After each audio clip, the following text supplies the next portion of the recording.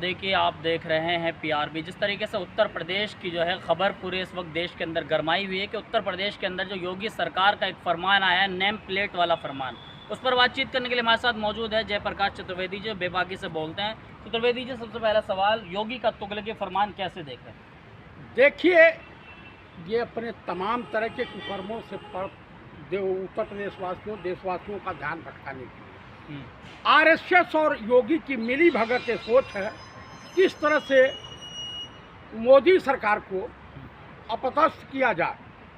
अब इनके साथ इंडिया गठबंधन है, Nitish ji secular, Chirag Paswan secular, Jayant Chaudhary secular और चंद्रबाबू नायडू सेकुलर।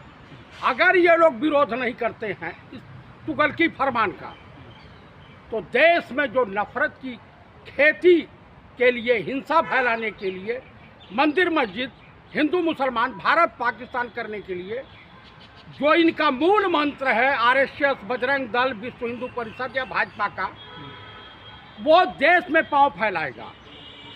अभी कहीं दिखाई दे रहा था कि पुलिस आपस में भिड़ रही थी, लाठी डंडे चल रहे थे। इसी के एवज में इंडिया गठबंधन वालों ने बहुत बड़ा आंदोलन पटना में शुरू किया, वहाँ भी आंदोलन चल रहा। इनके योगी आदित्यनाथ के तमाम विधायक, चाहे पूर्व मंत्री मोती सिंह हो या फतेह बहादुर सिंह हो, अभी एक सोनम किन्नर थी, उसने उसको राजमंत्री का पद मिला हुआ था किन्नरों का, थर्ड जेंडर को राहत पहुंचाने के लिए। उसने आरोप लगाया कि योगी सरकार में अधिकारी बेलगाम है, तमाम किन्नरों के पैसे खा जा रहे हैं, तमाम तरह के भ्रष्टाचार व्याप्त हैं। तो इस जो पूरा चल रहा प्रोपेगेंडा, ये सोची समझी रणनीति का हिस्सा है। आप क्यों विरोध कर रहे हैं इसका? कह रहे हैं कि मतलब मुस्लिम लोग अपना नाम छुपाकर जो है कावड़ियों को सामान बेचते हैं, इस वजह से ये कानून लाया गया है। भैया, स्वतंत्रता आंदोलन में क्या मुस्लिम लोगों का योगदान नहीं था? मुझे बता दीजिए। उस समय योगी अपने पिताजी, अपने ग्रैंडफादर से पूछा कि लोग का कितना योगदान था। नरेंद्र मोदी अपने पिताजी से पूछा, अमित शाह पूछे कितना योगदान था इन लोगों का। इस देश का बच्चा ब्रिटानिया गवर्नमेंट से लड़ा है, इन लोगों का क्या योगदान रहा है, आरएसएस वालों का क्या योगदान रहा है। एक तो माफी वीर थे सावरकर, जिन्हें वीर सावरकर के नाम से संबोधित करते हैं। इनका एक नाथूराम गोडसे आरएसएस का पहला आतंकवादी था जी।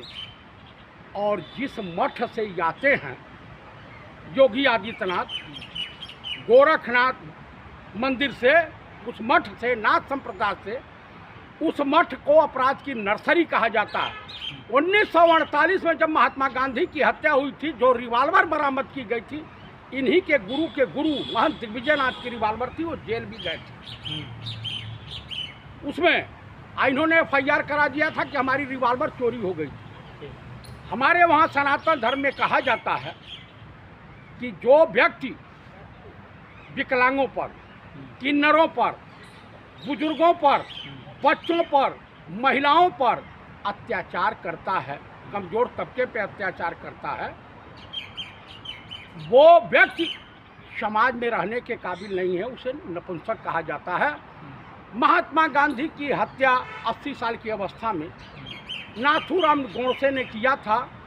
इसलिए सनातन धर्म के अनुसार नाथूराम गोडसे नपुंसक था। उसमें अगर एक हिम्मत हुई, इतनी होती कि किसी पुलिस के कांस्टेबल के सामने नज़र से नज़र एक पत्थर भी फेंक दिया होता, तो उसकी बहादुरी देखी जाती। योगी आदित्यनाथ तो संत है ना, आप उन पे क्यों मतलब उनको जोड़ रहे हैं? आप बताइए, ये संत हैं? संत नहीं है, ये संत हैं, मठ में रहते हैं। ये ढोंगी है, ढोंगी संत के रूप में छुपा हुआ। भगवा वस्त्र पहनते हैं, सभी भगवा वस्त्र पहनने वाले चिन्मयानंद इन्हीं के जो गुरु कहलाते। आप उनसे पूछिए उनके कुकर्मों का। जो अपराधी महंत अपनी केस मुख्यमंत्री होने के बाद ले लिया हो वापस, आप उसके बारे में क्या ये विधवा आलाप कर रहे थे? जब माननीय मुलायम सिंह की सरकार में उत्पात मचा रहे थे, गोरखपुर में डीएम को थप्पड़ मार दिया था, जब इनको लात मार के पुलिस वालों ने जेल में बंद किया था तो आकर के रो रहे थे पार्लियामेंट में जमानत होने के बाद। तो मेरे कहने का अभिप्राय है कि योगी आदित्यनाथ जैसा व्यक्ति भारतीय राजनीति के लिए कलंक है। तो क्यों कलंक है? मतलब कावड़िया जो है, कावड़िया मतलब सही जगह से सामान खरीदते इसलिए नेम प्लेट कहा जाए, उससे क्या आपत्ति क्या है आपको? आप ब्राह्मण है ना, आपको क्या आपत्ति है? मैं ब्राह्मण हूँ। हाँ। आप ये बता सकते हैं कि जो जमीन से अन्न पैदा होता है वो जमीन किसकी है, उसमें काम कितने लोगों ने किया है, कौन कौन बिरादरी के लोगों ने किया है। फल जो है कश्मीर से आता है, वो कश्मीर की बागें किसकी हैं।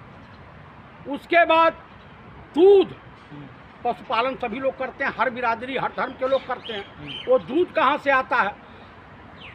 आप बताइए कि जितनी भी आज़ादपुर मंडी की सब्जी मंडी और फल मंडी है, एक का अधिकार इनका है, आड़ती यही है। उसके बाद जो कावड़ बनाता है वो हमारे घर में जो औरतें चूड़ियाँ पहनती हैं, उनकी चूड़ियाँ सुहाग की निशानी विदिया मुसलमान बनाता है। साड़ी जो बनारसी साड़ी होती है वो कढ़ाई मुसलमान करता है, सिलाई कपड़ों की मुसलमान करता है। तो ये तो रंडा मुंडा है, ये तो निसंतानी है। इनसे पूछिए कि तुम्हारे बीजेपी वाले अपनी बीवियों को चूड़ियाँ फोड़ेंगे, अपनी माताओं की चूड़ियाँ फोड़ेंगे, सुहाग की निशानी छीनेंगे, अरे महिलाएं जूते मारना शुरू कर देंगी। समाज में नफरत नहीं, हमारा संविधान अलाउ नहीं करता। सेकुलर समाज है, सेकुलर या गंगा जमुनी तहजीब है। हम एक दूसरे से मिलते हैं, जुड़ते हैं, एक दूसरे के लिए के त्योहारों में इज्जत सम्मान करते हैं। एक खबर ये आई कि मुजफ्फरनगर में पुलिस जो है सिर्फ यहीं तक नहीं रुकी जो योगी का फरमान था। पुलिस ने यहाँ तक कि एक हिंदू का जो है साक्षी नाम से ढाबा था, वहाँ पर जो मैनेजर था वो मुसलमान बहुत टाइम से था, उस तक को हटाने का वहाँ से काम किया, 4 लोगों को वहाँ से नौकरी से निकलवाया जबरन। भाई साहब, ये पुलिस अपनी नौकरी बचाने के लिए, अपने अधिकारियों के आदेश का पालन करने के लिए, अभी UPSC union public service commission का चेयरमैन इस्तीफा दिया और 2029 तक था, 5 साल अभी 5 साल से। क्यों दिया है कि तमाम IAS अफसर जो बनाए गए हैं, अभी इसमें चयन हुआ है, उसमें फर्जीवाड़ा हुआ।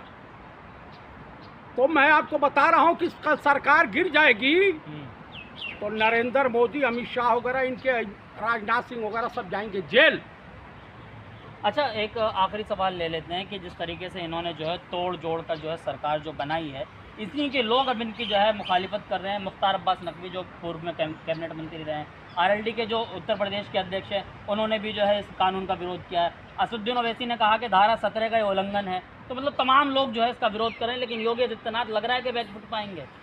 बैकफुट पे हमें या ना हमें, लेकिन भारत सरकार बजट सत्र के दौरान गिर जाएगी।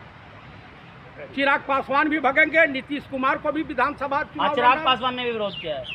उसके बाद RLD के जो जैन चौधरी हैं ये भी भगेंगे, चंद्रबाबू नायडू भगेंगे।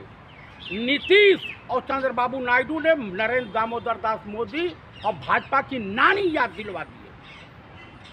नी से नीतीश, अन्य से नायडू, नौ पे आके मात्रा नायडू, नायडू और नीतीश मिलकर के नानी याद दिला दी। हाँ, तो मतलब ये कानून जो है ये उत्तर प्रदेश सरकार जो लाई है, मतलब ये भारी पड़ने वाला है इन पर। भारी, ये सरकार जाने वाली है, ये वेंटिलेटर पे आ गई है, कोमा में जाने वाली है। 22 से इनका बजट सत्र चालू हो रहा है, 23 को बजट पास करा पाएंगे, किसी कीमत पर नहीं पास करा पाएंगे। चलिए, बहुत बहुत शुक्रिया हमारे साथ देखिए चतुर्वेदी जी, तमाम सवालों के बेबाकी जवाब दिए। इन्होंने कहा कि जो ये कानून लाया गया है, इन्हीं के पार्टी के लोग, यानी कि जो इनके NDA के हिस्सा हैं, वो तमाम लोग जो इनका विरोध कर रहे हैं, ये सभी लोग इनका साथ छोड़ सकते हैं। आप इनकी बातों से कितना सहमत है, अपनी राय ज़रूर दें। देखते रहिए PRB।